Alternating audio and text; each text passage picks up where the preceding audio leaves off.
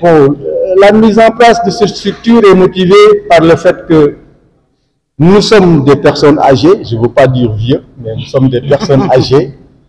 Nous avons arrêté de travailler, pour ne pas dire que nous sommes des retraités, parce que j'aime pas ce mot. Mais nous avons quand même constaté que la structure qui doit s'occuper des pensionnés ne nous prend pas en charge sur le plan médical. Parce que tout simplement, leur statut ne les autorise pas à le faire. Mais par contre, ce qu'ils nous disent souvent, c'est qu'on le fait à titre social. On est preneur parce que, comme on dit déjà, être une personne âgée, c'est une maladie. Si en plus de ça, tu n'as pas une couverture médicale, ça pose problème. Donc on s'est dit, on ne va pas attendre le bon Dieu pour qu'il vienne nous soigner. Nous avons toutes les compétences possibles et imaginables dans ce groupe. Donc, rien ne nous empêche de régler nos propres problèmes. C'est pourquoi un groupe d'initiative de 100 personnes qui sont présents ici aujourd'hui ont pris l'initiative de se cotiser pendant 1 an pour constituer une cagnotte de 20 000 francs chacun, donc à raison de 100 personnes. Donc ça vous fait une cagnotte de 2 millions, mais on en a plus, pour tout simplement prendre en charge les frais de cette assemblée générale constitutive que nous sommes en train de vivre à ce moment. Donc je disais qu'en dehors du soutien de la synthèse, tout ce que nous avons dépensé vient de nous. On n'a aucun soutien. L'IPRES a été informé de cette initiative. Ils nous ont répondu que ça reste à l'initiative de chacun.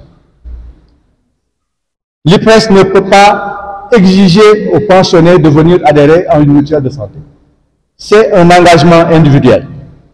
Donc c'est pourquoi nous profitons de ce moment pour lancer un appel à l'ensemble des pensionnés de l'IPRES pour qu'ils viennent nous rejoindre. Il fallait bien partir sur un noyau dur pour lancer l'idée. C'est fait, alhamdulillah. Les gens nous ont fait confiance.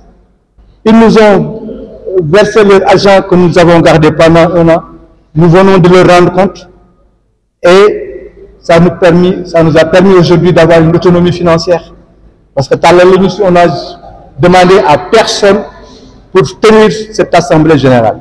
Donc je pense que c'est extrêmement important.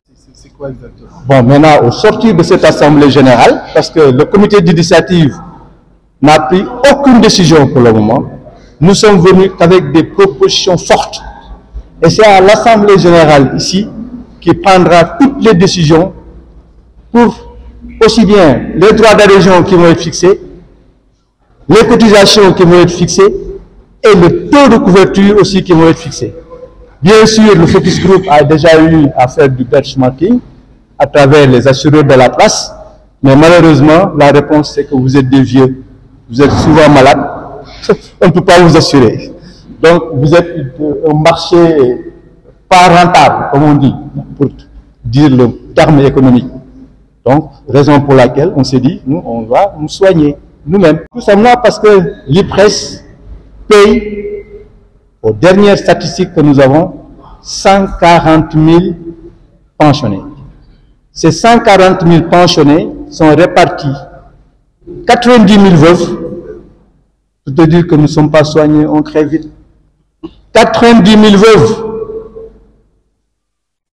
Après ces 90 000 veuves, nous avons au moins 15 000 personnes qui gagnent la pension minimale, c'est-à-dire 35 000 francs.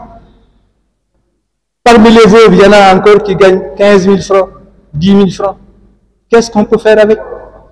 Donc c'est pourquoi on lance un appel aux cadres qui, durant leur activité, ont eu à cotiser sur les 2 régimes et qui gagnent franchement au moins substantiellement mieux que les autres.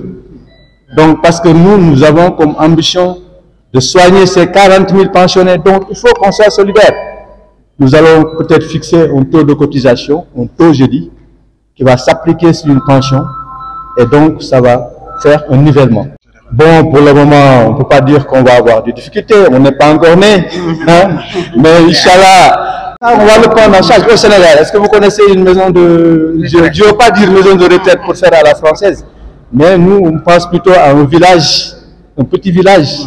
On pourra se retrouver, cultiver, faire du maraîchage, vivre d'une façon bio, faire des pèlerinages, faire un lieu de pèlerinage. Voilà, on va le faire, Inch'Allah. Donc ça, c'est pour combler encore un vide. En dehors de la santé, les loisirs, c'est extrêmement important.